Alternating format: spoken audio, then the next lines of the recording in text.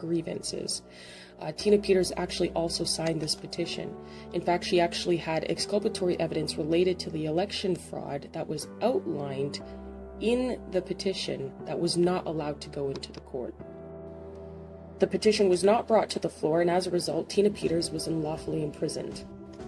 My father, Dale Richardson, was actually tortured in the state of Colorado to suppress his evidence of treason against the United States, which was based on improper engineering controls which allowed for the spread of the COVID-19 virus, which was likewise created at Wuhan by Peter Daszak and the EcoHealth Alliance with the pathogen, which were handed over to the Chinese by the Winnipeg Biolabs.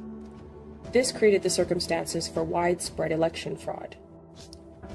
My father Dale and I are friends of Tina Peters, who has been politically persecuted for standing up for the liberty of all Americans. And she, as a sister in Christ, has been persecuted like I have for standing up for the liberty of all people. In the state of Colorado, women and Christians are being persecuted on monumental levels, and I'm calling for everyone to stand up for Tina Peters in every way possible, including using the Karis Project action plan to compel the state government to put the petition for redress of grievance to the floor so that Tina Peters can petition before the state house that belongs to the people. And if Colorado continues to deny a Republican form of government, we will implore that Congress and President Donald J. Trump initiate Article 4, Section 4 of the United States Constitution, which guarantees a Republican form of government, to the states, and use that just power to intervene and provide what the Constitution has ordained. The time is upon us to come together and stand united as people, and let the world know that we stand together to preserve this perfect union for all Americans and our posterity. That is why, y'all already know, I'm going to leave you with my favorite quote. The greatest want of the world is the want of men. Men who cannot be bought or sold. Men who in their inmost souls are true and honest. Men who do not fear to call sin by its right name. Men whose conscience is as true to duty as needle to the pole. Men who will stand for the right, though the heavens may fall. Ciao, guys. Hello, everybody, and welcome to the Karis Project podcast. Today we have with us Meghan Murphy, who is, I guess, a journalist, a podcaster, someone who's been shut down in the media and so forth for what people would consider extreme views, but it's more of the common sense, and obviously my daughter, the host. So welcome to the show. Introduce yourself to our audience. Thanks for having me. All right. So can you tell us a little bit about yourself so that the people can kind of get to know what's going on? Sure. I was born and raised in Vancouver, BC, in Canada. I grew up as a leftist, a feminist. I started a feminist website back in 2012, and I've been podcasting and writing since around then, 2011, 2012. And also around then in 2012, I started speaking out against gender identity ideology, which put me in this, I was one of the only people in Canada who was speaking out against gender identity ideology, and I testified at the Senate in 2017 against the gender identity legislation bill that was put forth by the Liberal Party in Canada. So I became a very controversial figure in Canada and beyond at that point, but that didn't stop me. So after that, I continued writing, continued speaking out. I traveled the world to speak about these issues and the threat to women's sex-based rights in particular. And in the end of 2018, I was actually banned from Twitter for 4 years for saying that men aren't women. I was restored to the platform after Elon Musk bought it, thank goodness, because I really love tweeting. But yeah, so I was one of the first and only ones, so it put me in a pretty I guess dangerous position in Canada in a lot of ways. I obviously received a lot of threats and in real life and virtually, and it was very difficult for me to speak anywhere. Every time we tried to organize an event or a talk to talk about these issues, we'd be no platformed, we'd lose the space, we'd be protested. I had to have, a police presence and private bodyguards. So Seriously? things have begun. Oh yeah, yeah. It was pretty. When I spoke in Toronto in 2019, and I think there was something like the police told me there was like 700 protesters outside. They seemed terrified. The police seemed terrified, um, and you know, it was a big ordeal. I was speaking at the Toronto Public Library, and the mayor of Toronto spoke out against me. Um, a whole bunch of people pressured the library. They started a big petition. Ironically, actually, the people who started the petition against the library to have the library shut down my talk, it was started by writers, like people who were part of it's called the CanLit community, so the Canadian literary community. So you'd think these people would be free speech advocates as writers, but no. Not in Canada anyway. What what made you get into advocating for uh you know these things? Like what piqued your interest to even start saying things like, men are not women, like, like men are men, women are women. Like what made you wake up one day and be like, nah, man, like I gotta say something about Well, this? I mean, I'd been a feminist for my whole life, but I was always critical of modern feminism. I was a feminist, but the kind of feminism that I was invested in and interested in was second wave feminism, and matters that actually impacted women's material reality, women's rights and things like, I've always written and spoken a lot about, I've spoken out against pornography and prostitution and sex trafficking and, you know, obviously things like domestic violence, but I was connected to women who were invested in protecting women's only spaces. In particular, I was working pretty closely with women who ran a women's shelter in Vancouver called Vancouver Rape Relief and Women's Shelter, and they were the only rape crisis line and a transition house. So it was a place for women to come who were escaping really serious abuse and trauma and domestic violence.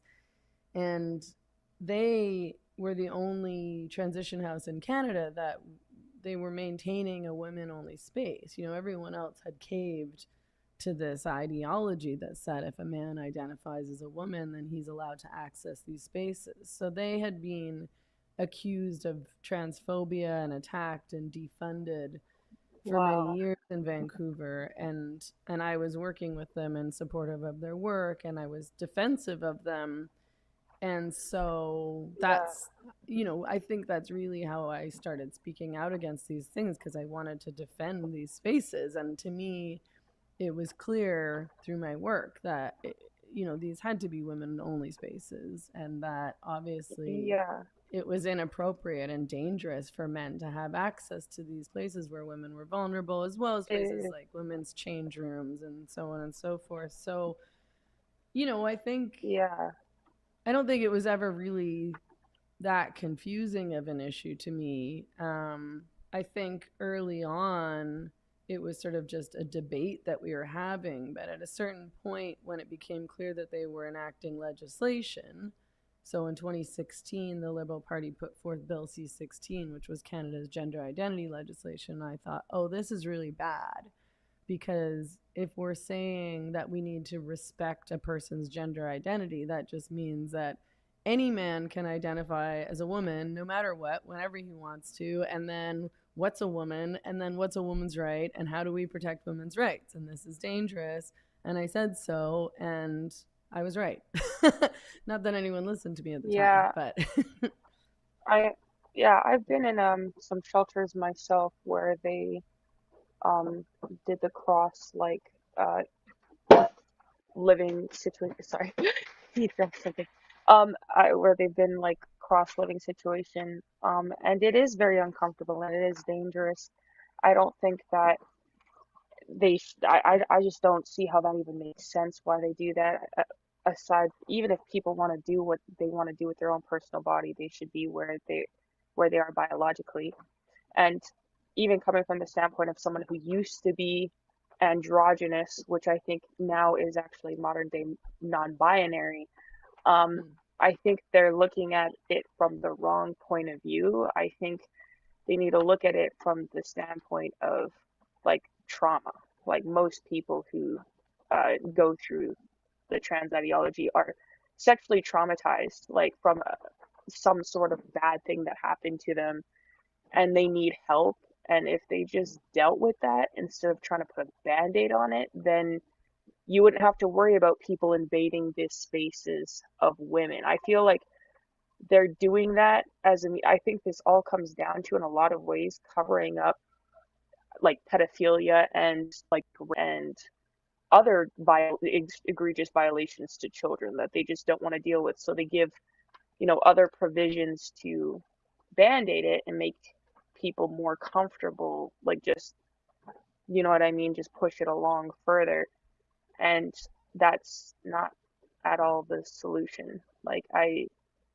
Yeah, so I agree with what you're saying in long Yeah, way I to say mean, it. if you talk to and listen to the girls, the minor females in particular who transition, almost all of them, I'm not sure that I've ever heard from any of them who don't have a story of sexual molestation in their past or sexual abuse of some sort. And so, to me, it really does, and it always has made sense that if something like that happens to you and you're traumatized, then you would try to escape your body and your sexuality in a way. And that's what I think a lot of these girls are doing. They're going through puberty, they've been exploited because of their, according to them, because of their female bodies, right? Their sexualized female bodies. So it makes sense that they would think, oh, maybe if I, get rid of this, if I'm not feminine, if I get rid of my sexualized female body parts, my breasts, etc., then I'll be safe, I'll be protected, and I can escape this kind of abuse or harassment or whatever. Well, one of the things I wanted to kind of discuss and bring up to that attention is that we've generally been getting more of a one-sided story on this whole situation. I've been listening to a lot of the conversation. Um, what we're not seeing the acknowledgement is the stark differences between how men and women process abuse. Because when we begin to understand that, this whole thing will start making sense. And when when little boys get abused or they're put through trauma, they act out. When women they do this, it's more tendency they turn inward, Mm. and so they're very different. And men are very left alone when they're abused because they act out and they're like, "Well, he's terrible." But if we begin to understand the root of the cause of that, their children are being traumatized, both boys and girls, and they're going to develop very differently when they've been traumatized that way, then you begin to look at this. Because when you look at the way that the children are being exposed to pornography, like you get a bunch of kids, especially a bunch of boys, you put them in front of WWE wrestling and they'll be suplexing everything that moves, right? So now if you put that kid in front of pornography, what do you think is going to happen to that kid? Right? He's going to do a lot of these things and he's going to act out what he sees. And the boys are more likely to do it than girls by a long shot. So when you're seeing a lot of these boys that are acting out, they've been wired this way from kids. And then the girls who if they're watching it, they're going to think that that's normal. Like I've been looking at this extensively because I was looking at one girl that was talking about her abuse, and my daughter was ended up being raped in that kind of manner. And it tells me, and when I'm hearing a lot of this is going on, is because these guys are watching this, right? And then some of the girls that are watching this, they're accepting this, and then they do it to girls that don't are not exposed to that, and then it becomes a problem. because in their minds they're like, well, this girl took it before, now that girl doesn't. They don't know what any boundaries. And if you've wired a kid from the age of 6, he's not going to know any different, right? And then you're just creating a problem, and then the girls are going to get destroyed, then the boys are going to get destroyed. You're going to get a vicious circle, right? This is disgusting. Sorry, go ahead. Yeah, well, and as far as I'm concerned, it's a form of child abuse. Like, I think that all these kids, nowadays, kids are seeing pornography. I mean, the statistics say that kids are seeing pornography as early as 11, but some of them are seeing pornography even earlier than that. I've heard from people who saw pornography when they're 9 years old. It's essentially, nowadays, like, if you're on the internet, then you see pornography. It's unavoidable. And that's going to be traumatizing if you're a kid. Those images are not just confusing, but they're traumatizing. And it's a common tactic that child predators use to groom kids, to show them pornography, to normalize these behaviors and these acts. And it's a really dangerous thing. And I think that so many people don't really understand that or don't accept that, how deeply this is shaping and impacting these kids and sort of rewiring their brains in a lot of ways. It's really harmful in a wide variety of ways. And the kinds of things that you can see in porn, it's not just sex, and little kids shouldn't be seeing sex anyway like that. But, like, I feel traumatized by things that I've seen in porn, and I don't watch porn. Like, these are just things that I've seen either accidentally or just through my work and having to research and learn about and understand these things. And I've talked to lots of women who've been in the sex trade and left prostitution, left pornography, and so on and so forth. And I find a lot of these things really traumatic and horrific. I mean, imagine if you were just a little kid. Well, that's the whole point. Like, I mean, I look at what's going on, and it this kind of content should never go into the hands of children. Period. But when I was listening to one of the guys. There was an interview. These people, like, had somebody from Pornhub talking, and they were talking about watching this transgendered pornography and so forth, and how this would be a teaching tool, right? And for them to help them figure out where they want to go. And then I was listening to an interview with a very popular porn star, and she talked about the same thing, saying that she said that it was a teaching tool, and that how she would get someone that was excited by her scenes, and then move them over to something else, like with a trans person, and then they enjoyed that scene because they were watching her, and then they had that there, which sounds a lot like the classical conditioning, like Pavlov and the dogs with the bell and the food, right? But then if you have this done to a child who has zero understanding of doing this, when you look at the fact that this is becoming normalized in pornography and kids are watching this, and then they're grooming children into the schools into this type of agenda, you can see that this is having a 100% synergistic effect, and it is absolutely manipulated. It's insane. Yeah, I mean, that's how pornography works, and it's intentional. And the people who run these companies and these websites, Pornhub kind of thing, I mean, they pretend as though this isn't what's happening, but it is, and it's strategic. That they're feeding them more and more videos, and you're watching something, and then there's a pop up, look at this, look over here. And that's often how people start watching more and more extreme acts. Like, maybe they start out just watching whatever vanilla pornography is, but then they're being fed all of these other more and more extreme things. And you'll often hear, if you listen to, I've interviewed a lot of these women who call themselves trans widows, so women who are in relationships with these guys who decided at some point that they were going to start identifying as transgender and then as women and so on and so forth. And all of them developed what's called autogynephilia, which is this fetish where you're turned on by the idea of yourself as a woman, you're turned on by dressing as a woman, you're turned on by going out in public in women's clothing and things like that. And all of them got into it through pornography.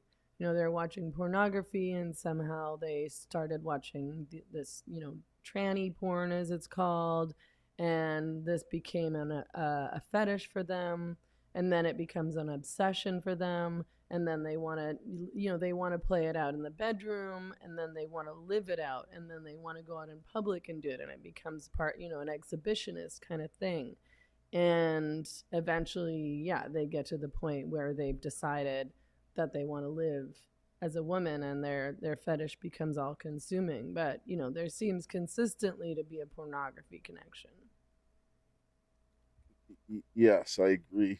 I think that there's a lot of people don't. I mean, it a lot of people don't understand the effects of what it does, and the more you consume what it does. And when women sit down and say that it's liberating, I'm like, it's really not in the manner that you think it is, because while you might gain money if you're successful, you gain a lot of other problems, like the constant harassment, the lack of being safe, and then when you're commodifying something like sex, which is something that two people should do in a loving relationship, is then you're objectifying yourself. And that's really the bottom line. And that comes with a cost. And then with the rise of the internet and the amount of people that are seeing this, then this is happening across the scale. But then you're the platform that's being given to them are done, like, again, by design, because the tech companies are ensuring that there are no filters. And Canada is probably one of the worst offenders of not having any type of barrier for a child to go online to watch pornographic material, right? And so you, it's a pit. It is a pit, and most people have no idea what they're getting. I mean, it's one of the most destructive things to kids. It's destructive to Yeah, and the grown men. porn industry has fought all of those, efforts to impose age limits to access pornography. And that's a pretty minor thing. It's not like we're calling to ban pornography. I mean, sure, I would like it if this stuff didn't exist, but I'm also a realist, and I know that's not going to happen. But, at very least, we could make it more difficult to access porn, and certainly more difficult for minors to access porn.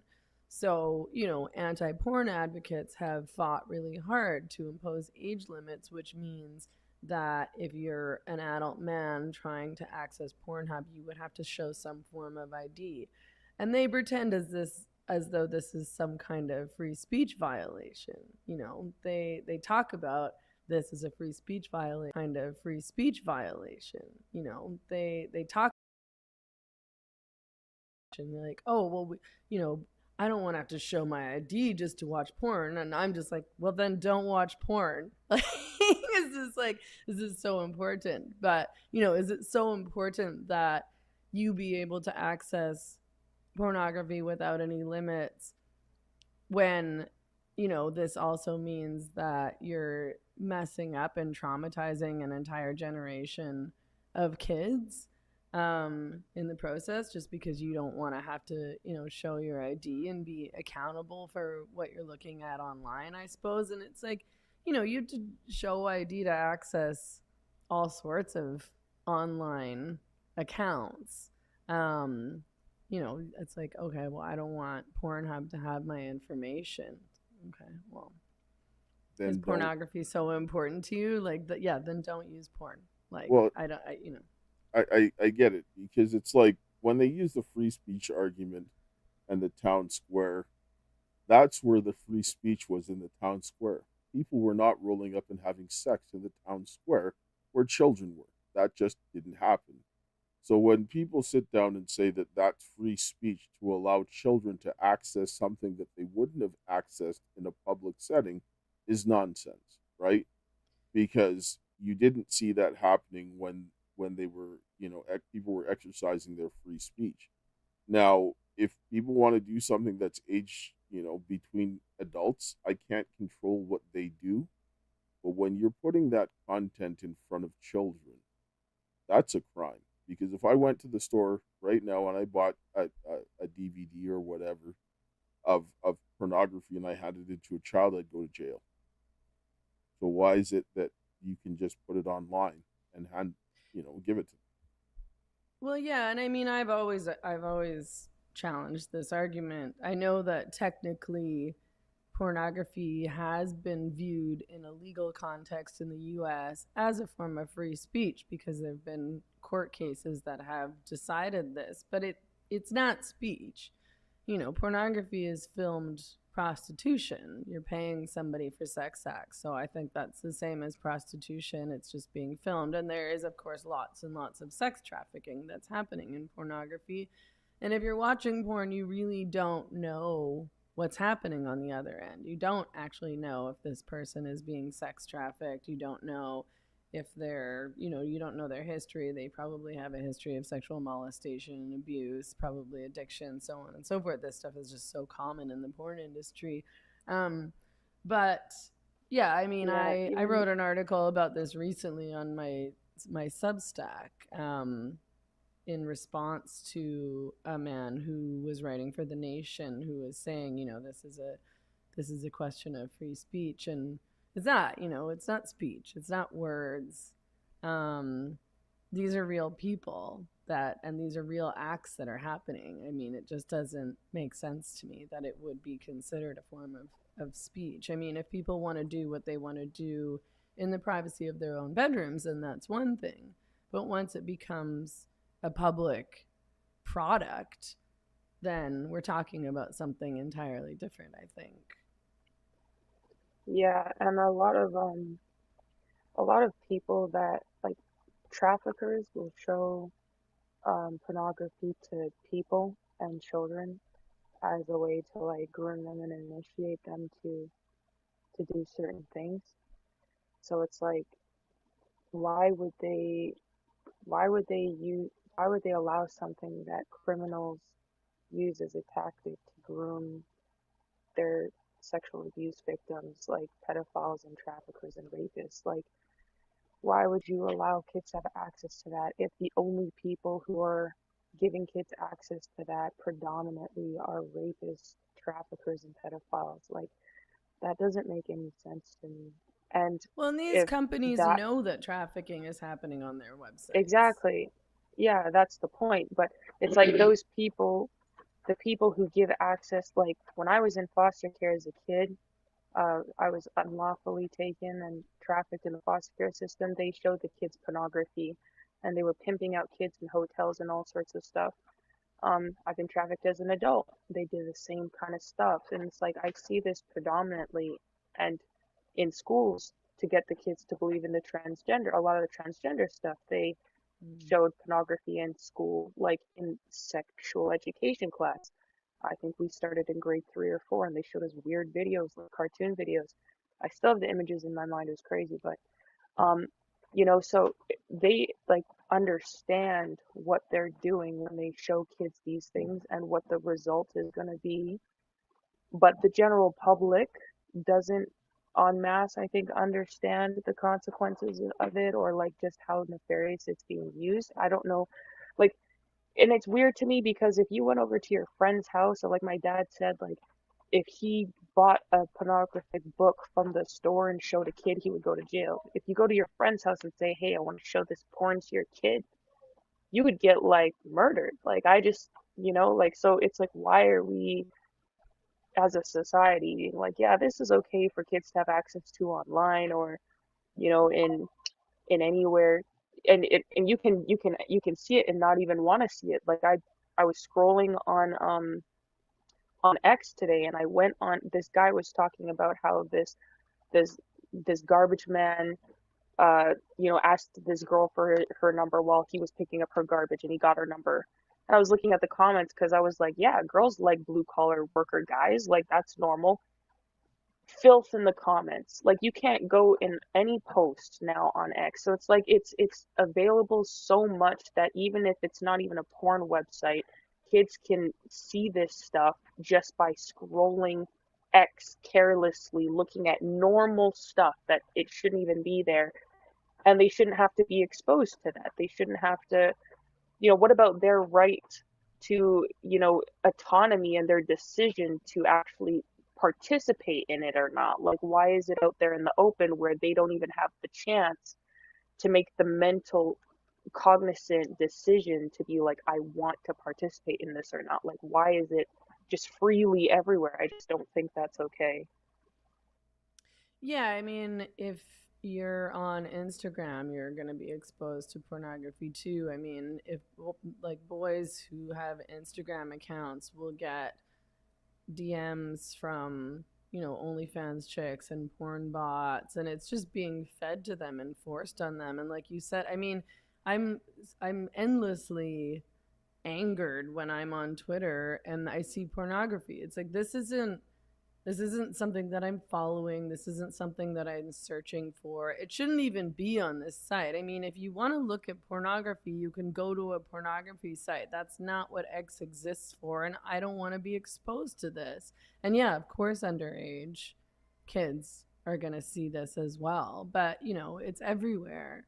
And it's just, I mean, it's really depressing to me how few men in particular seem to care about this, obviously, because it's like, okay, well, you like watching porn, you think it's no big deal, but it is a big deal.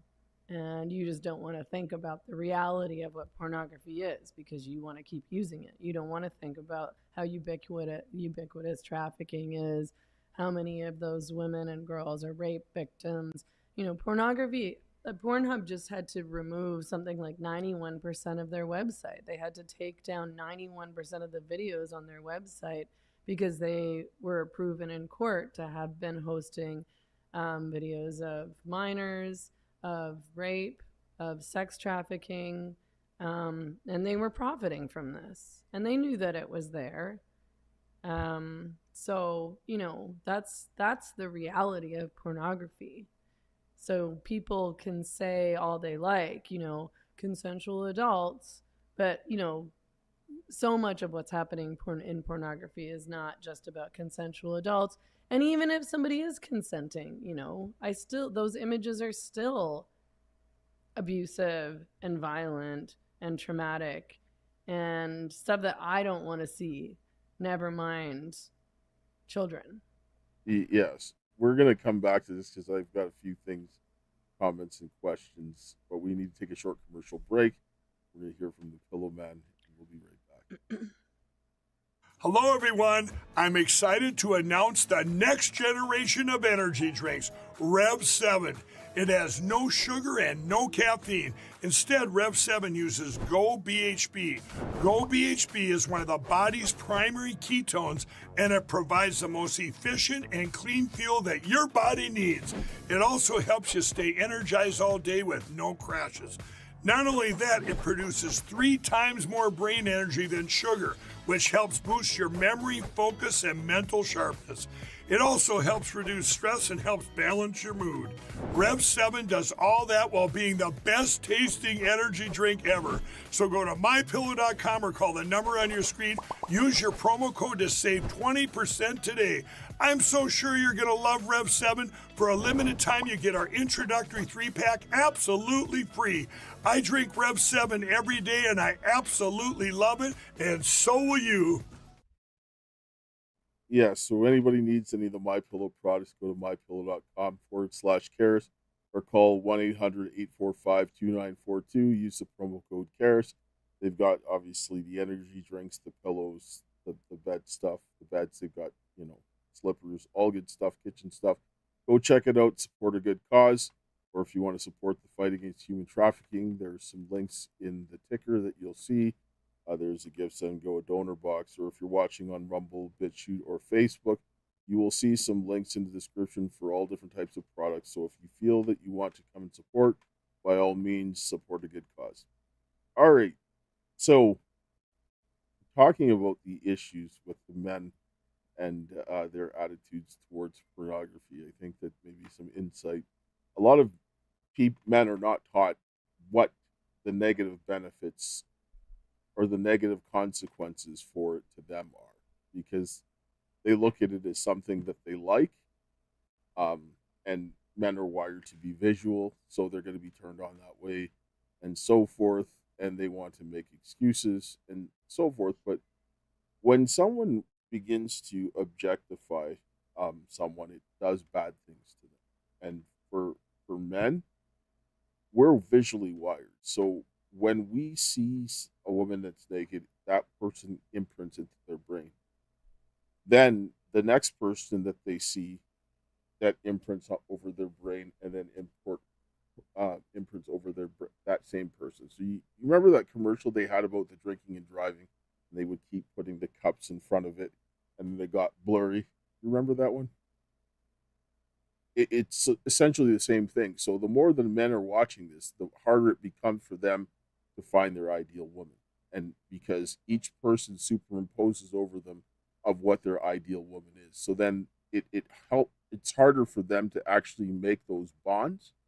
And then when you're looking at a screen, you're not having human interaction, right? So you're going to have unrealistic expectations and all of these other things, and you're just going off of dopamine responses. So you're creating the psychology of a very depraved individual by getting them to watch something that they enjoy, but doing it in a very bad manner without human interaction, because we weren't designed for that, right? And so then especially if you have these people as kids, and then you let them out on society, they have no idea of what type of socialization that entails, and they just do what the TV told them to, or the whatever they were watching on the internet, and that's insane, right? Setting them up for failure. Go ahead, boss. Yeah, I mean, there's all sorts of negative impacts to pornography, obviously, but I think that it does impact men and their relationships to women. I mean, it's sending a very powerful chemical reaction, you can call it, to men's brains when they're watching pornography, and it rewires men's brains in a lot of ways too, and particularly for the younger generations who again are growing up on pornography and sort of being hyper stimulated in a lot of ways. And they're seeing sex and learning about sex before they're even having sex with an actual woman. So they're training themselves to be turned on in these particular ways that really has no relationship to or connection to a real life relationship and sexual experience with an actual human woman in real life. But that bonding chemical, the love chemical, oxytocin, that comes along with sex and orgasm, that's being sent into your brain when you're watching pornography, but you're not having the human bonding experience that's supposed to go along with that. So it provides you with this empty feeling after. So you watch pornography, you have an orgasm, you get this oxytocin in your brain, the love chemical, the bonding chemical, or whatever, and then you don't have the person thereafter to bond with. So there's this big letdown. And that's, I think, part of how men become addicted to pornography. You have to keep using. It's just not how we're wired as human beings to be having sex and bonding experiences with other humans.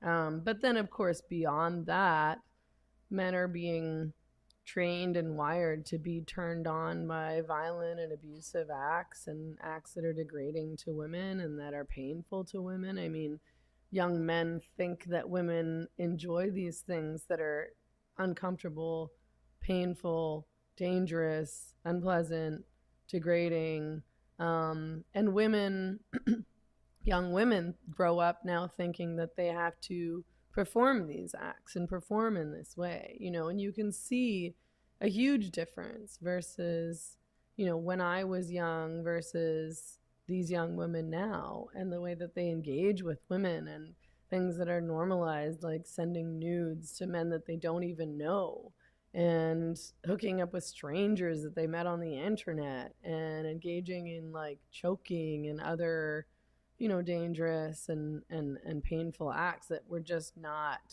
normal when I was young. Yes, and I've been looking into some of this because I looked at I was looking into some of this stuff, and I saw some of the women talk about what they went through. And when I'm listening to them, like, because I've been doing a lot of work with people who were trafficked over the last few years, and I grew up around trafficking. Like, I mean, my first exposure to it in Winnipeg was 8.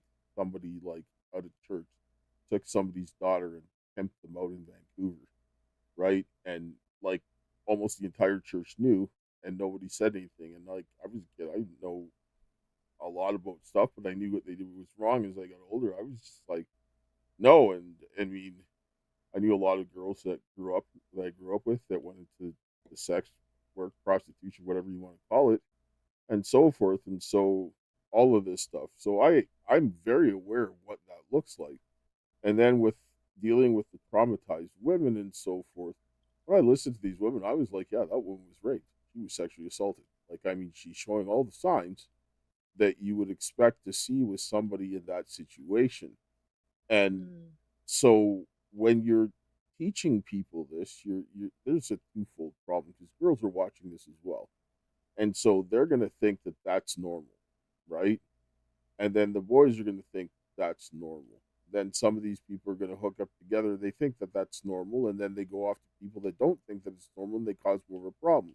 And so this is where because the girls that do accept that because they're being wired that way are only going to fuel the boys further into that type of behavior with other women, right? Because if they see it, say a girl's been exposed to pornography when she's young, and she thinks this is normal, and she accepts this type of behavior from that guy, then he's going to go out further and do it again, right? And it's just going to reinforce it because some physical person has reinforced what they've watched. And this is where I don't hear people talking about is that it's equally and even more dangerous when women are accept watching this type of stuff because then they'll make that connection from what they're watching to what they're actually doing. And some of these women, and in pornography, I listen to them. Some of them, they enjoy actually doing this stuff, and I'm that's beyond me. But go ahead. Yeah. I mean, I don't know that I have anything to add to that. But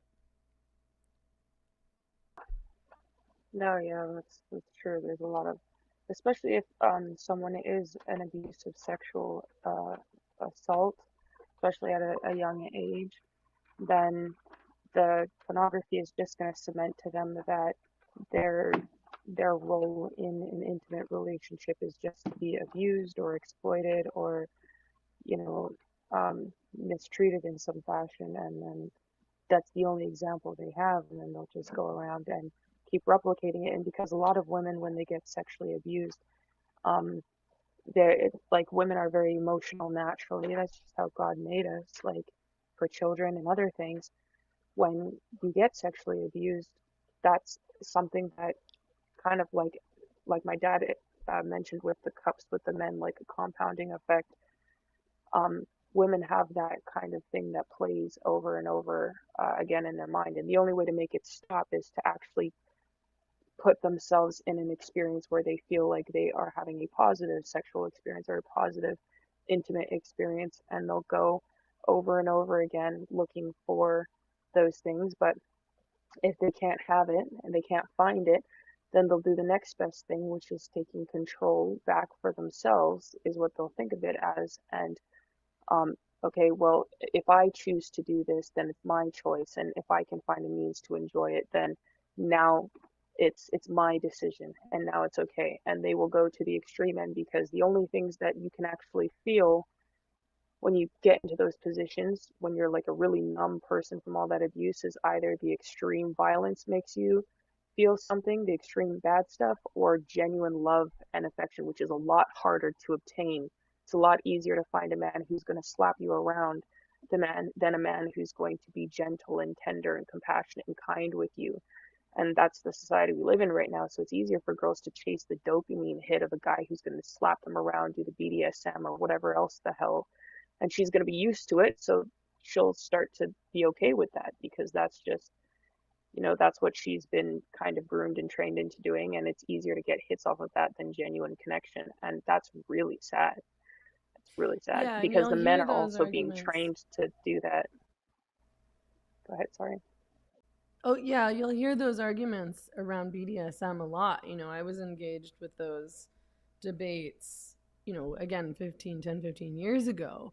And, saying like sexualizing abuse and violence is not a good thing. And I was told all the time by third wave feminists who are proponents of BDSM, oh, I'm resolving my trauma and it's fine because I'm choosing it, I'm consenting to it. And I think it's exactly what you're saying. It's women who've suffered abuse and exploitation and molestation in the past and just think this is, well, I'm choosing it, I'm Yeah, controlling it. So this is sort of a yeah, way of them trying to deal with their trauma in what I think is a really yeah, unhealthy and dangerous yeah, way. And those ideas were reinforced via these yes, narratives in third wave feminism that said, it's all good if it's consensual and don't let anyone shame you for your sex and sexuality. And it's like, well, I'm not trying to shame you, but you do need to think more critically about this. And just saying something critical about sex shouldn't be off the table just because it's sex, and anything goes in sex as long as there's consent.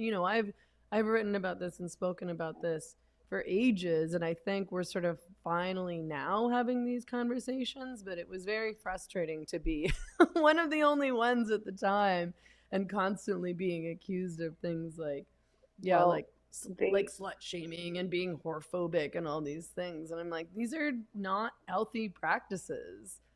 No, they're not. It's actually, what they don't realize is that they're actually recertifying their trauma and their abuse from their rapist or the pedophile, whoever done whatever to them. And again, pushing the narrative that this stuff is okay covers up pedophilia, covers up rape, covers up child abuse. Um, because what people don't realize is that when you actually abuse a child, when you rape a child, you're not only telling the child it's okay to rape, you're telling your child it's okay to be raped, and it's okay to likewise rape.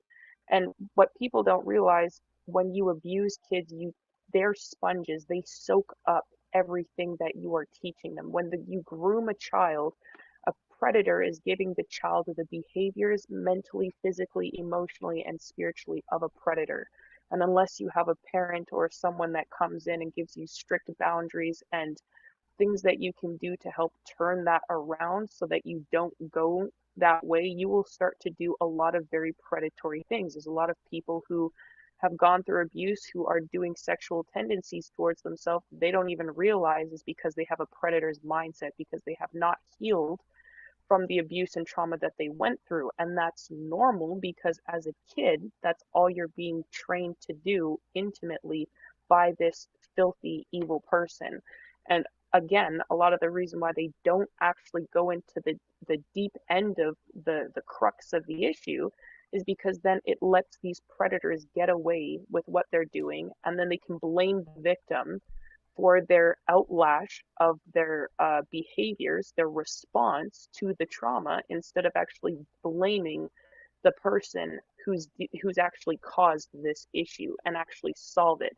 And all these people are walking free and continuing to do that stuff. So I think that's a big part of the issue that people are not really diving into with Dead. You look like you want to say something.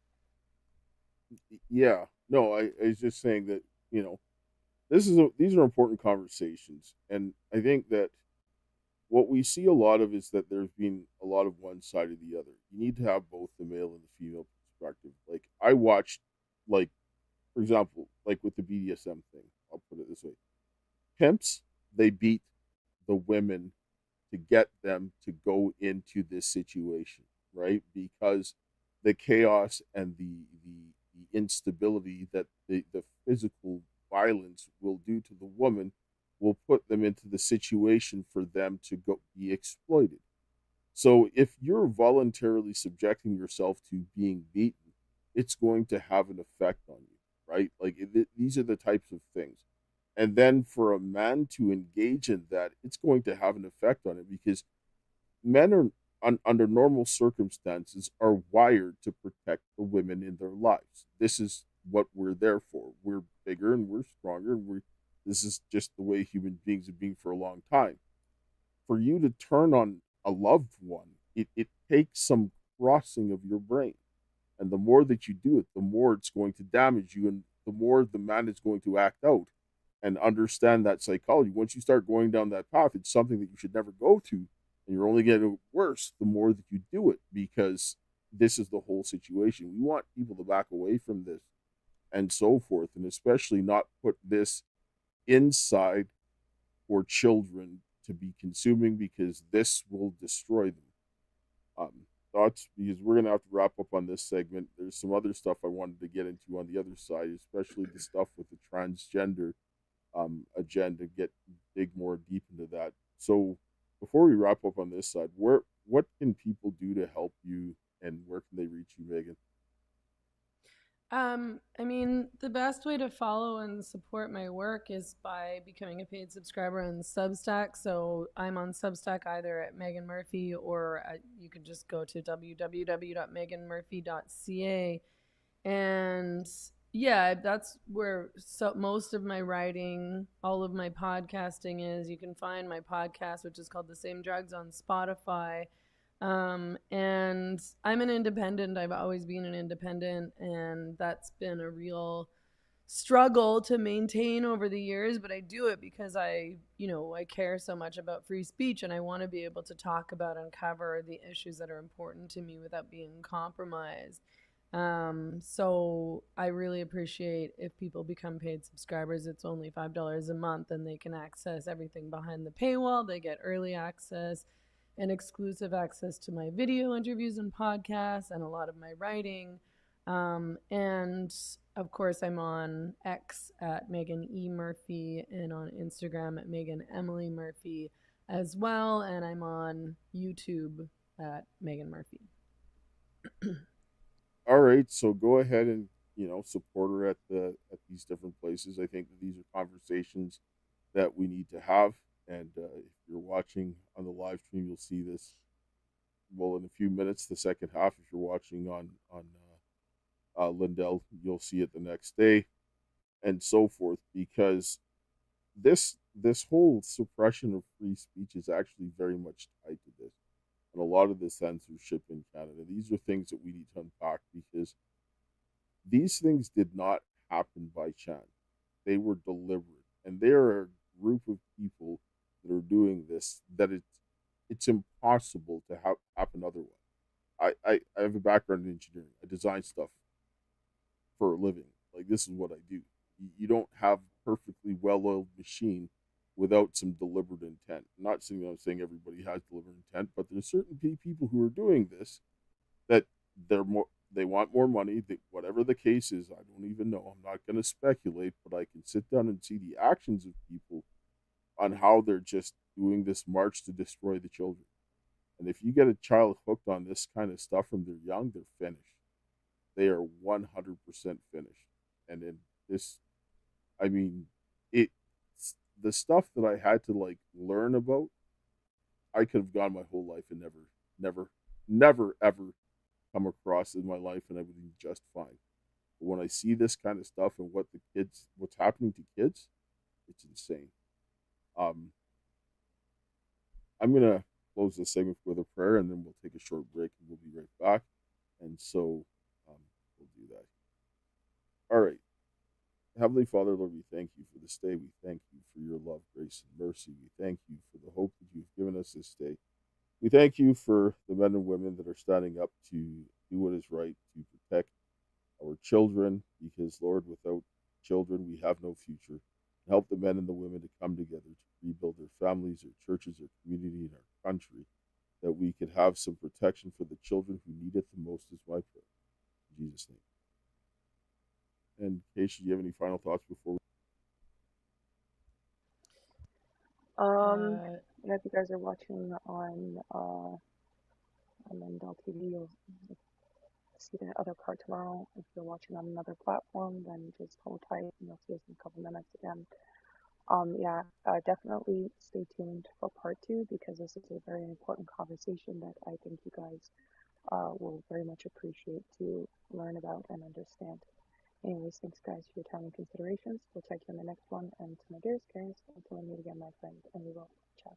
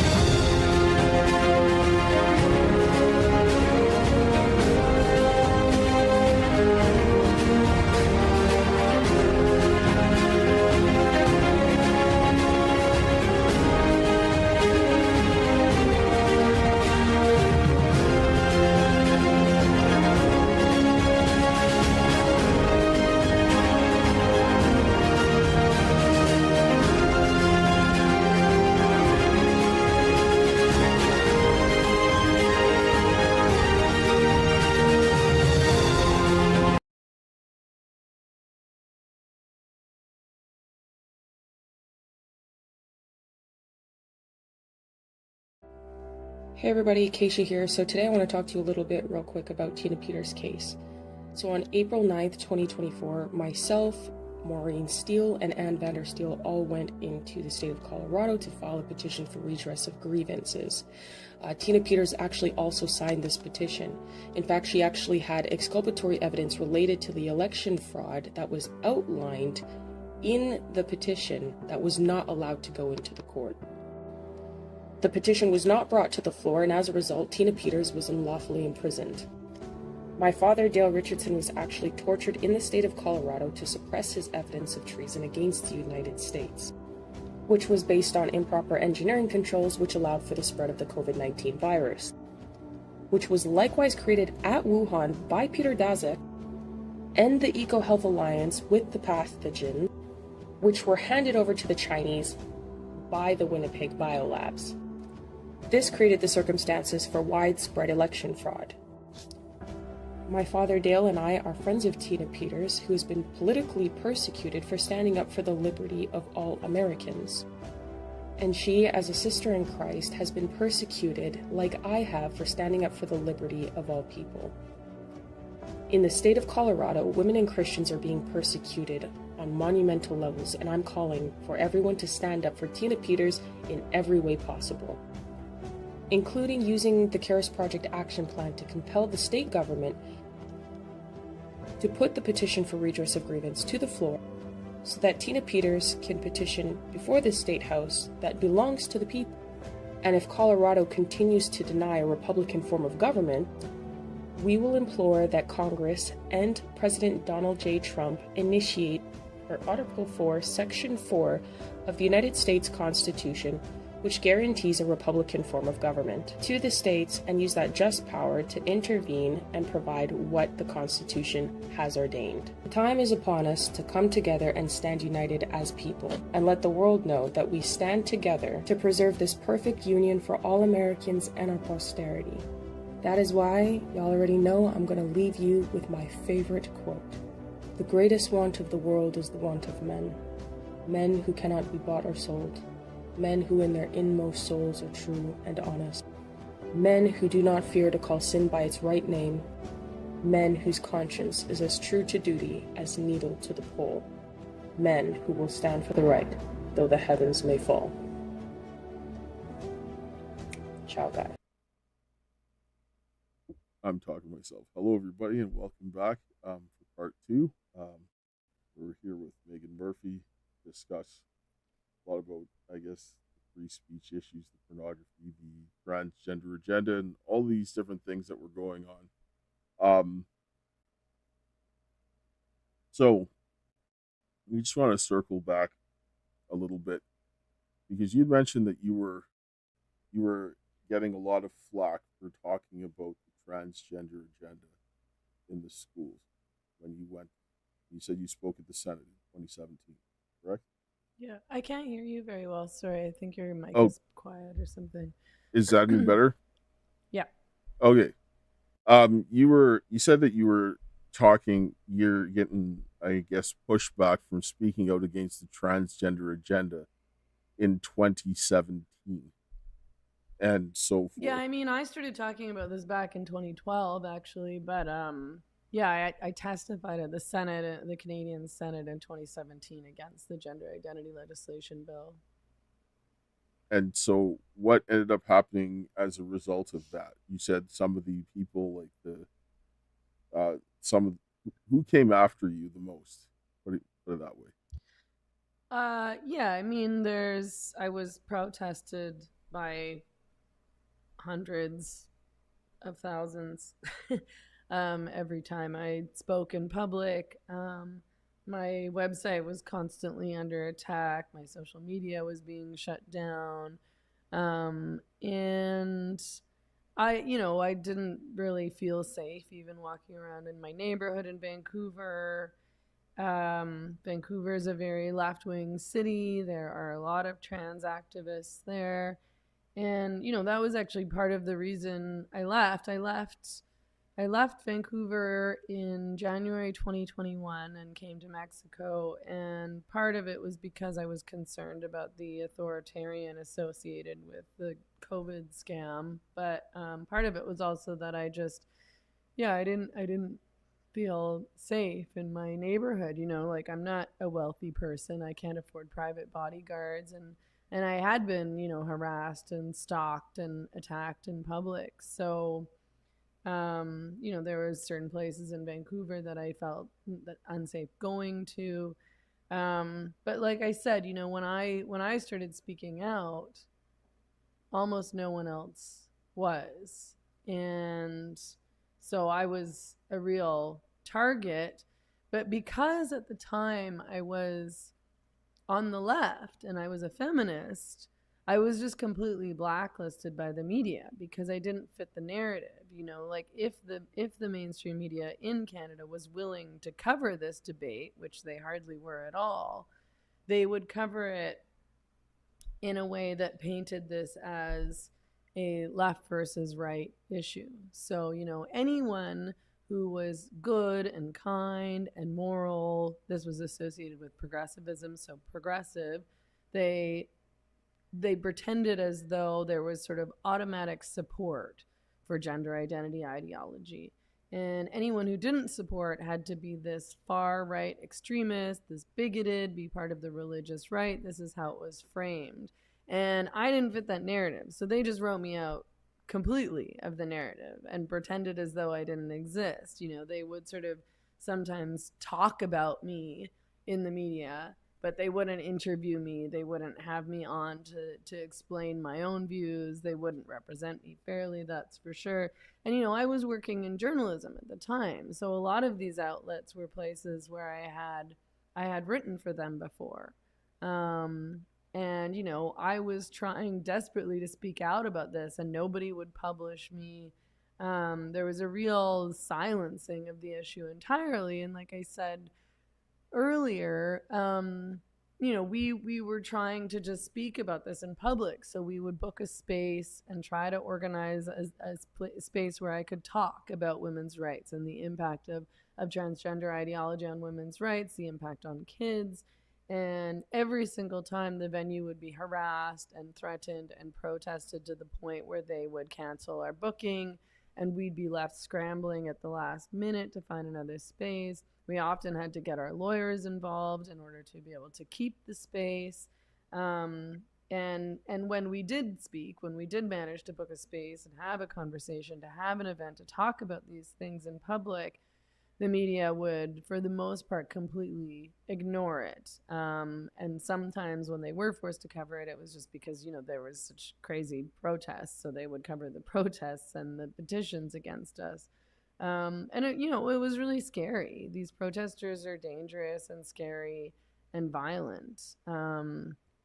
And yeah, it was a pretty intense time, and I was a prime target. And you know, I'm not a powerful person. I'm just a woman. I'm just an independent writer. Like I said, you know, it's not like I have a bunch of financial backing or anything like that. And it was just strange. And it seems like we're coming around the bend in a lot of ways. You know, we're able to talk about these things more openly. A lot more people are talking about it. But, you know, the past 10-15 years have been really crazy. Just that you couldn't even say men aren't women in public without being treated as though you're a danger to society. Well, this is kind of Canada's being kind of very much that way, that if you didn't go along with certain things, you got shut down very quickly. And I've noticed that at different stages in my life. Like, I mean, I had to deal with them pushing that stuff onto my daughter in school. And I was like, no. I said, that's nonsense. I said, you're going to grow out of it. You're young. It's okay to be confused, right? You'll figure it out. And you know, gave her certain things to deal with. But now it's just, it's out of control. And the money that they're spending, when you look at the way that they're pushing in the transgender agenda, like there's a guy, his name is Alvin Louis. He does Courage as a Habit, and he has done a lot of work putting together how they deal with this whole transgender agenda. And the same tactics that they use for pushing this transgender agenda in the schools is what child sex traffickers use to traffic children. The same tactics, right? And they're grooming them in the same type of manner to deal with this. This is what our tax dollars are paying for, grooming our children, right? For exploitation. This is disgusting, and it needs to end. Well, and in Canada, our tax dollars are being used to mutilate and sterilize children, you know, under the guise of, you know, supporting trans kids. You know, this stuff is covered under our healthcare system, which is funded by taxpayers. I don't want my tax money going to that. And I think that there's a lot of people in Canada who don't want their tax money going to that, although apparently not enough, because they reelected the same Liberal Party that, you know, passed all these bills and is ensuring that kids are still being put on puberty blockers, put on hormones, cross-sex hormones, you know, being given these surgeries that are irreversible, that are experimental, that are harmful and dangerous, and that again result in sterilization and a permanently mutilated body. I mean, it's sick. This should be criminal. These are minors we're talking about. They can't consent to this kind of thing. They have no idea what the long-term consequences. You know, you're 13 years old, you're 12 years old, you're even younger. You have no idea what the consequences of puberty blockers or hormones are, especially when they're not giving you any information and you're being told that they're safe and that they're harmless and that they're reversible and you'll feel better and you'll feel more like yourself. Yeah, you definitely can't make that decision because when I was in high school, and I was going through like the trans ideology stuff. I wanted to get the surgery, like the top surgery, and my dad refused to let me. And I was pretty confident about that decision, because I'm a very decisive person when it comes down to like my decisions. I think I think about a lot of the consequences and as much as possible, but even at that age, I couldn't understand the consequences like more than 10 years later now. I'm really glad he didn't let me do it because there's no way I would have been able to determine that far ahead the consequences of making a decision like that. So it's like children should not be allowed to make those decisions, and even adults shouldn't be allowed to make those decisions unless they go through like psychiatric evaluations, because at the end of the day it comes down to mental illness and trauma. And if someone said like they wanted to cut their leg off because they felt they would look better with a missing leg, they would be institutionalized. So it's like, why are we allowing people to just cut off um their reproductive organs, like, and butcher, like it's a sterilization thing. We're not only sterilizing people, but it's a form of genocide when you think about it, because everyone starts doing this, then there's going to be no population. And my Gen Z, I'm Gen Z, the first year, we're having the least children, um, and the least, I think the least amount of sex as well, like because everyone is just so traumatized. They're not getting married, they're not having sex, they're not having children, not doing anything, and they're also mutilating themselves. So it's like, and then Canada's come out and said what they want to, in it by the next couple of years, they want to diminish the population by 15 million. So it's like, we have to really consider why these things are being done and where they're going, and a child cannot even come close to thinking about the consequences of such an action. Yeah, it's really concerning what's happening to the younger generation, to Gen Z, like you said. They're having less sex than ever before. They're isolated, they're not going out, they're not going to parties, they're not socializing, they're not getting into relationships, they're online, they're on their phones all the time, and they're on all these like pharmaceuticals that are, destroy your libido and your ability to reproduce, including the birth control pill. To be honest, that's something that's rarely talked about as well. But hormonal birth control um, destroys the libido. It has a hugely negative impact on women's development and bodies, and then all sorts of other things, antidepressants, anti-anxiety pills, never mind all these transgender drugs that literally render you infertile before you have any idea what that means, and what the future consequences are and what you're going to want as an adult. It's a really concerning agenda. Yeah, Lupron is a medication that they give the transgender to sterilize them, the hormone blockers and stuff, but it's also what they give pedophiles to castrate them in prison. So it's like, again, why are we giving children some a medication like that, like what we used to give punishment to pedophiles? Like, it's insane. Yeah, yeah. And I mean, and beyond all that, I mean, all of these drugs, like any human needs to go through puberty in order to develop into a healthy adult. And stopping these processes through puberty blockers has a negative impact on all sorts of other areas beyond the fact that you end up sterilized after being on all these drugs, bone development, brain development, muscle development, et cetera, et cetera. No, I agree because you cannot, you're going to have so many problems by delaying puberty, and it's irreversible. Once that window is gone, you're finished. Your pituitary gland is what determines when that happens. And if you block that, you're done. And then you're going to have so many other health problems. And then you're going to look at the amount of people that are regretting what they've done, and now you can't go back. And now in Canada, they're just like, well, we can give you MAID. Here you go, since you went ahead and destroyed yourself. And this is extremely sick and twisted, where they create the problem and then now they're giving you an even worse solution, saying, well, just save yourself some money and just go get rid of yourself. Yeah, yeah. You're miserable. Your body and health has been destroyed. Here's a way out that's really cheap and easy for us. I know it's really sick.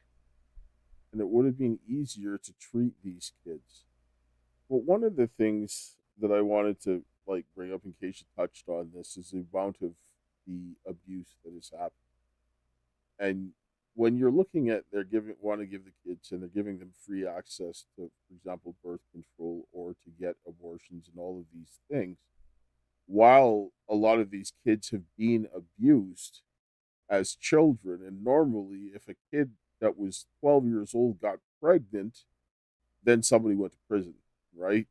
And if they could go ahead and get rid of the evidence and then continue to conceal the abuse, then they're going to further get whatever they want. This is where we have to start taking some serious looks at who is benefiting from this whole situation. Because when you're teaching your children, you're sexualizing them in the schools. You're teaching them to go to the predatory people rather than the protection of their parents. You're wiring them in a manner where they can be groomed and trafficked. And then you're looking at the tech companies that are driving the pornography into the hands of the children, and then normalizing that transgender in the pornography, and then violence and all of these types of things. You're setting your children up for a complete failure. This is insane. And this is our tax dollars at work. And there's no protection, like nothing restricting, especially in Canada. There's no restrictions. There's a reason why companies like Pornhub operate in Canada, because there's really no controls. The controls they have in the States, they don't even have there in Canada. It's a free-for-all.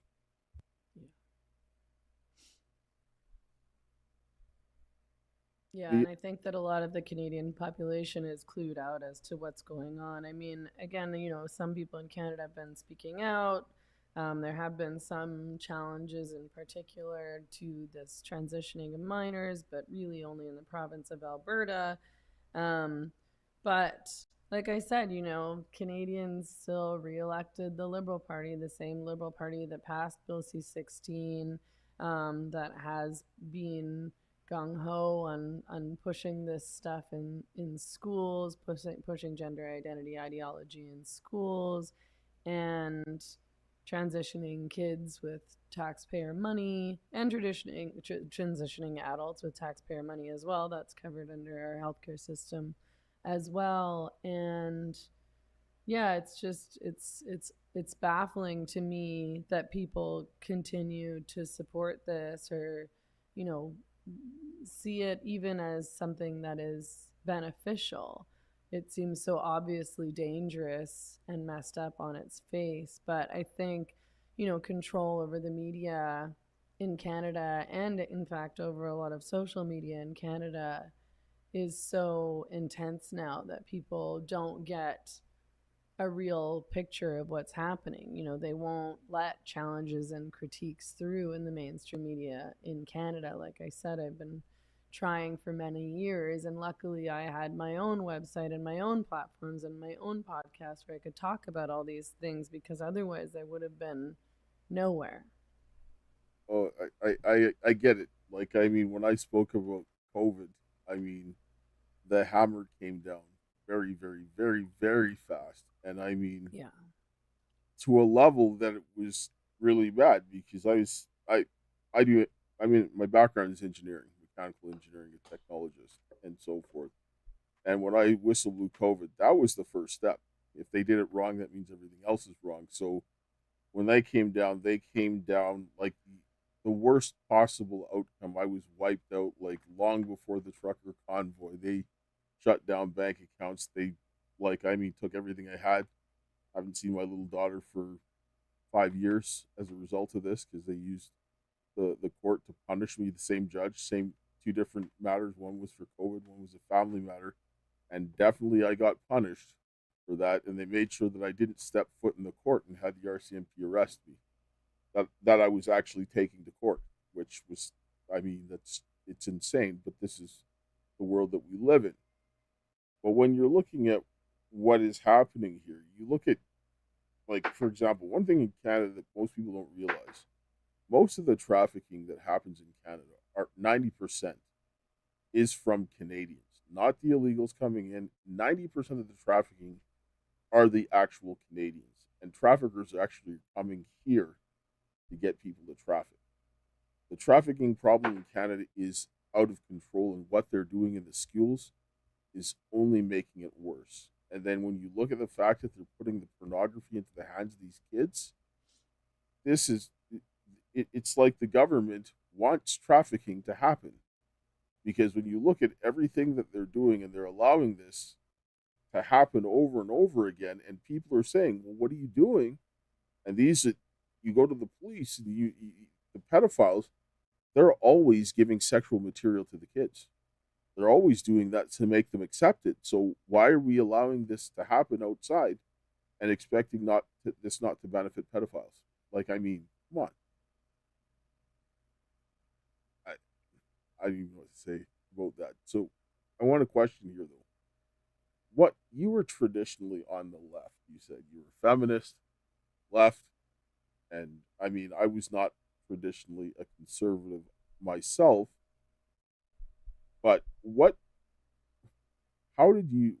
made you decide to run for the People's Party of Canada? Because they say that, in Canada, they're like, that's some right wing lunatic party, which I don't see that. But what made you decide to go to that side? I mean, I stopped voting in Canada in 2015 because I was no longer willing to vote for a party that, didn't stand up for women's sex-based rights, that pretended that men could become women, that supported gender identity ideology.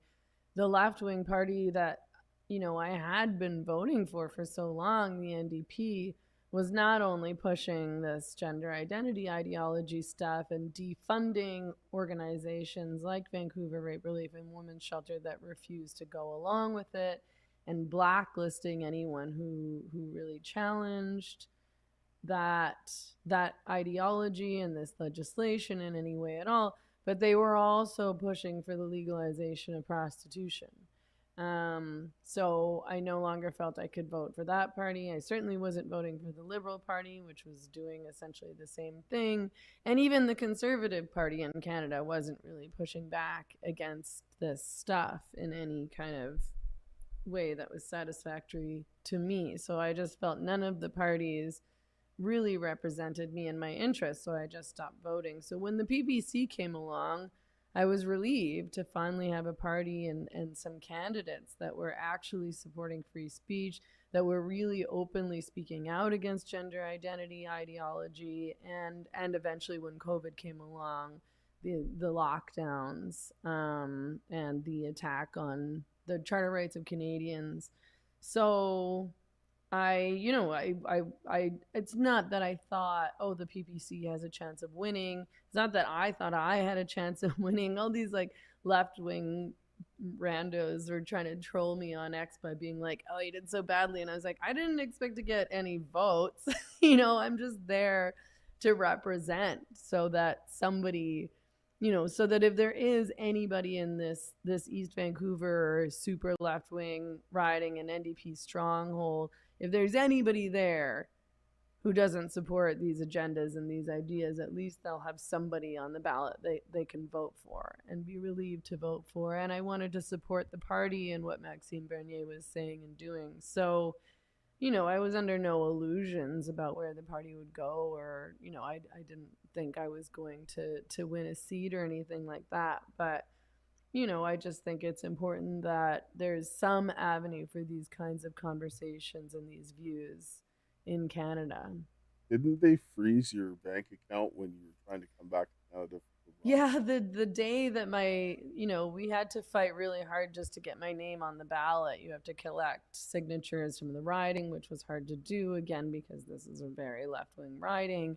And finally, the day that I was approved to go on the ballot, that very same day, I discovered that my bank account had been frozen. Nobody had contacted me. I hadn't gotten an email or anything. Like, I just kind of accidentally realized somebody was trying to send me a bank transfer and it wouldn't go through. And I called the bank and they were like, oh, yeah, your bank account's frozen. I was like, okay, that's weird. I was like, why? You're like, oh, we can't tell you. It's like, oh, okay. I So I still don't really know what happened there, but I also was just kind of like, I tried to they eventually, after a lot of pestering, gave me a number at the government to call, and I tried calling that number and I couldn't get through to anybody and nobody would return my calls. And I just kind of eventually gave up, and I was like, I had already started moving my income and bills and money and finances out of Canada because of, in large part, what had happened to the trucker convoy. I was like, I don't trust the Canadian government not to do the same to me, and I didn't want my tax dollars going to fund all of these things that I didn't support. So I didn't want to be making any income in Canada anymore. So, it didn't have a huge impact on me in the same way that if, for example, that was my only bank account, it was my only bank account in Canada, but, and so it has impacted me in some ways. I can't pay my Canadian credit card or my truck insurance. I have a truck in Vancouver. Those things have impacted me, but at least I could still operate and survive. I mean, if that was my only bank account, what would I have done? I mean, I can't believe it's even legal for the Canadian government to do this, to leave people, starving, not able to pay their rent. What if there was an emergency? It's really sick, actually. Well, they use policy to justify doing all of this nonsense, and then they just hide behind policy and act like it was incompetence and so forth to do this. We're gonna just take a short commercial break. We'll be right back. I'm gonna continue the conversation on the other side. We're gonna hear the Pillow Man himself. Hello, everyone. I'm excited to announce the next generation of energy drinks, Rev 7. It has no sugar and no caffeine. Instead, Rev 7 uses Go BHB. Go BHB is one of the body's primary ketones, and it provides the most efficient and clean fuel that your body needs. It also helps you stay energized all day with no crashes. Not only that, it produces 3 times more brain energy than sugar, which helps boost your memory, focus, and mental sharpness. It also helps reduce stress and helps balance your mood. Rev 7 does all that while being the best tasting energy drink ever. So go to MyPillow.com or call the number on your screen. Use your promo code to save 20% today. I'm so sure you're going to love Rev 7. For a limited time, you get our introductory 3-pack absolutely free. I drink Rev 7 every day and I absolutely love it, and so will you. Yeah, so if you need any of the MyPillow products, call 1-800-845-2942. Use the promo code Karis, or go to mypillow.com/Karis. Or if you want to support, you can see the gifts and go to the ticker or the donor box. Or if you're watching on Rumble, BitChute, or Facebook, we have all different types of products. Also, if you're into using the AI, we've got some, if you look in the links in the description, we have some products that help people with AI for their businesses and all different types of things. So, yeah. So just kind of getting back to that. So you got your bank account shut down and all that kind of stuff. This is something that is happening more often in Canada. And you're seeing people getting that are out of favor with the government, and they're getting all these types of things happening to kind of push back against them, and it's becoming more of a regular occurrence. And so, do you have any other ties left to Canada outside of, having your vehicle and stuff like that out there? Or? I mean, my family's there. I obviously have a lot of friends there. I grew up in Vancouver, so I have friends there that I've known since I was a kid. And my sister and her family live in Canada still, over on Vancouver Island. My parents live over on Vancouver Island. It's really unfortunate what's happened to Canada, and I have no desire to go back. Certainly, I would never live there again. The people that I know who live there, my friends, are miserable. They're, people can't afford groceries. They can barely afford to live, even though they're making good incomes. Um, and a lot of people just seem to have lost hope. They've lost the ability to even imagine freedom and a good life. And the way they talk, I feel like people assume that everyone else is operating in this sort of depressed state of having given up on life and joy and freedom, and not realizing what they're missing because this has become their norm for so long. Canada never bounced back from COVID. So many small businesses were destroyed, people's livelihoods were destroyed, jobs were lost, and inflation has gone way out of control. And um, people sort of accepted this new norm that was imposed on them. And a lot of people feel like, they've lost the will to fight. Um, and yeah, I think that they have trouble even imagining a different future. So I sort of I try as best I can to remind people that there can be a different reality. This doesn't have to be it, but you need to fight, you need to take risks. And often I'll get accused of having abandoned Canada and abandoned the fight, but I haven't. I mean, I'm still fighting, but I also don't want to be miserable. I don't want to end up in jail. I want to still be able to work. I want to be happy. I want to be able to survive. I want my freedom. It's my one life. I'm not going to live in an authoritarian country and be miserable where my taxpayers' tax dollars are paying for things that I am vehemently opposed to. And my tax dollars are going to a government that wants to destroy me and has worked to shut me down and take away my rights for many years. I'm just not going to do that. And I wish more Canadians would push back and fight back and wake up to what their government is doing to them. People still believe that the government is on their side and that they're here to help and support them. And it's total BS. They've destroyed the country. Well, yeah, and I mean, I get that because I mean, my business plan was to prevent the government from closing down the small businesses with the lockdowns because with proper engineering controls, there would have been no need for lockdowns. Like that's 80% of your infection control for any airborne pathogen, and they didn't want that, right? So, like, I mean, they would have had to haul me into court and explain why they were doing things wrong, and the government couldn't take that. And I was just like, my mentality was like, you can't do that because if I did what the government did, I would be in prison for a very long time because you can't do that. It's such piss poor engineering practice that it's just not even funny. But because they're the government, they were able to do all of that, and a lot of people lost the shirts off their backs, and we know the whole story. And so when I look at what's going on here, and kind of like what we were touching on, this whole transgender agenda, pushing on the porn and all that stuff. The worst part about this, it weakens the men. This is why we're seeing a lot of men that are not getting up and doing things because they're addicts. They are addicted, and the fastest way to destroy a man is to use a woman because the men that other men are terrified from, they use women to destroy them.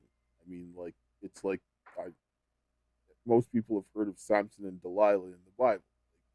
He was a super strong man that was like destroying everybody. And what did they send in? A woman, and the woman got him to give up the way that the men could kill him, and that's the way men are towards women.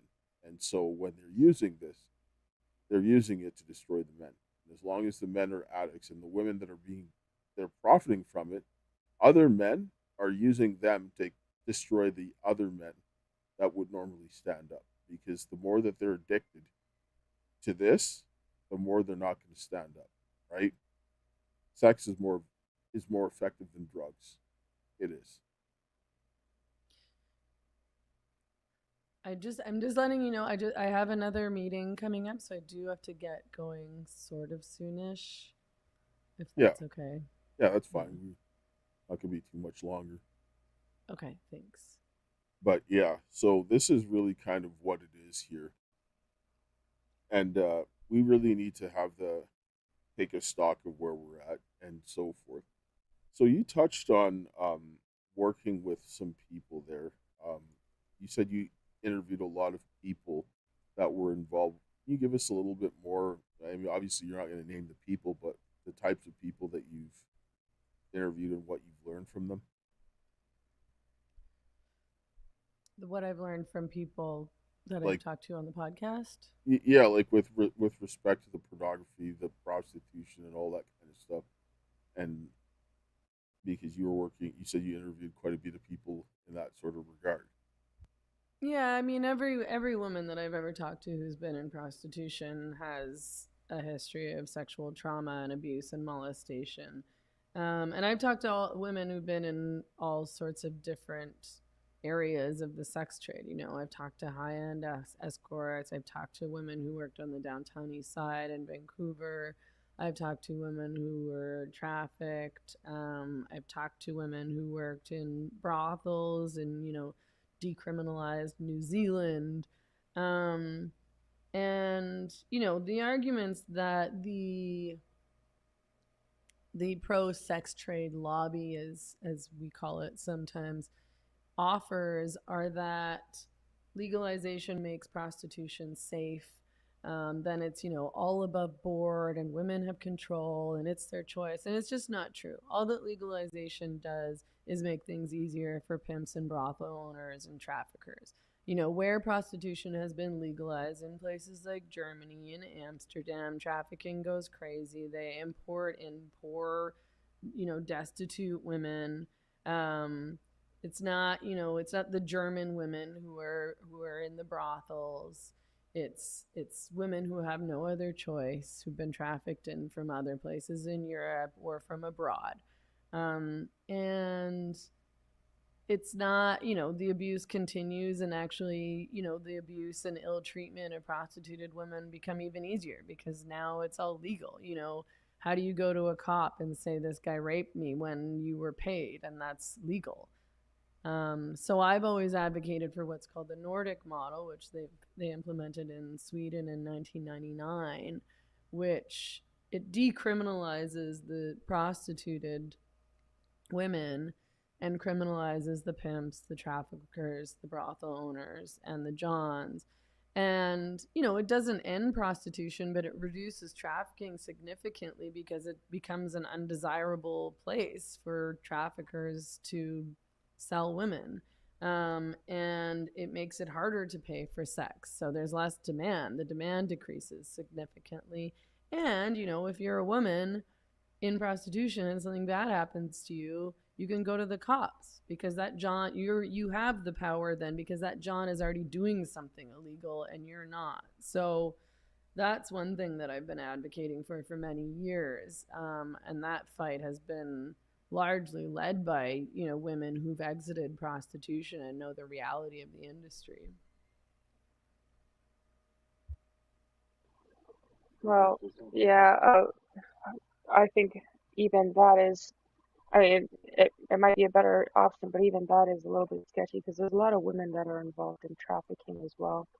And I've seen this like when I was trafficked, that a lot of women will be there to like trap you and hand you off and grab you and like sell you and all sorts of things and like try to bring you to locations where pimps can like um sell you and all sorts of stuff. I had a woman try to set me up on the street in Colorado. Like I had so many different situations, and women were always at the core of it because everyone's gonna trust women because like no one is gonna suspect a woman because everyone sees a woman, they think like, oh, mother, and like maybe whatever, just someone safe. And in reality, like on the street, like in the worst moments of my trafficking, I would still trust a man before I would trust a woman because that's how dangerous and how ruthless and vile the women on the streets are when they're involved in trafficking other women. It's that bad, and I don't. It's because I guess they groom them, like they're trafficked, and then after they groom them to traffic other women, and so like I think that even in the prostitution sense, I think we should just be getting rid of it entirely, because there's a lot of things that people get away with because women are involved, and they do things that in ways that men are not going to do things, and so I just think they should throw the whole thing away, if that makes sense.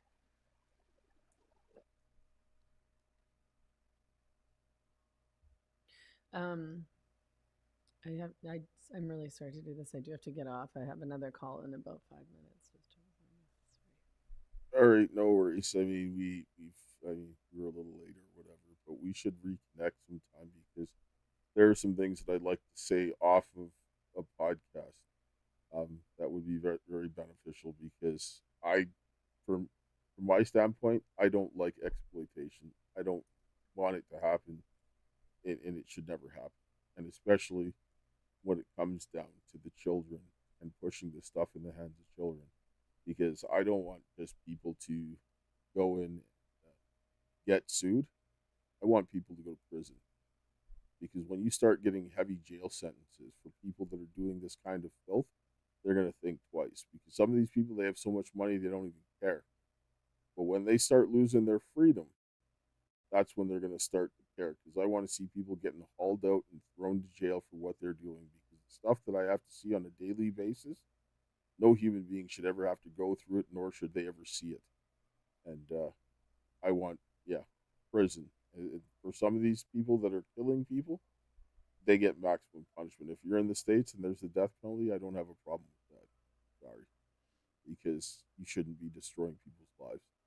Because ultimately that's where these people end up, and they're sick, and you have to go through a level of depravity that is beyond reason to do some of these things, and it should never be done. So I guess before we go here, I know that you have to wrap up here. What do you want to say to people? How can people help? I mean, I yeah, I guess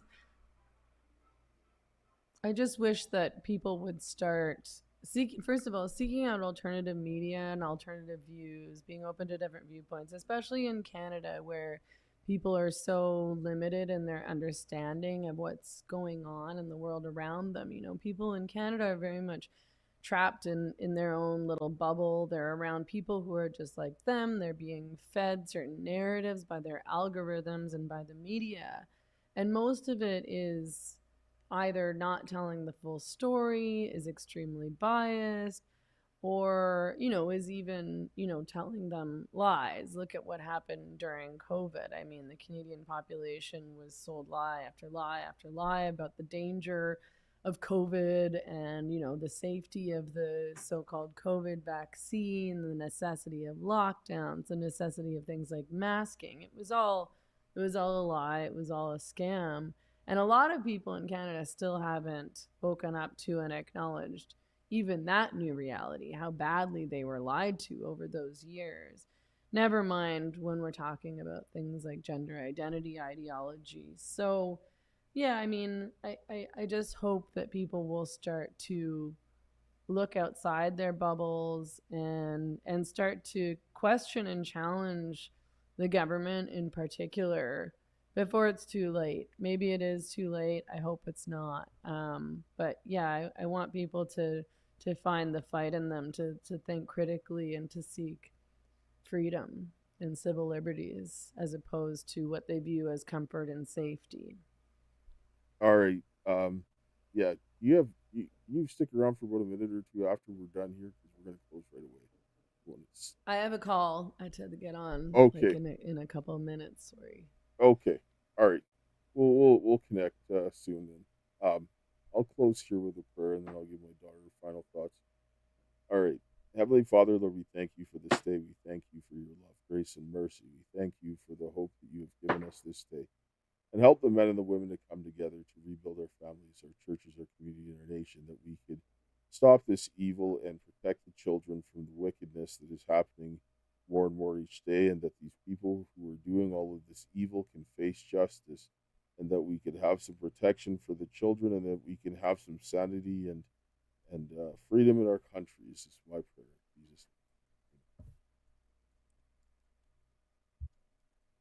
Amen. Thanks for the prayer as always.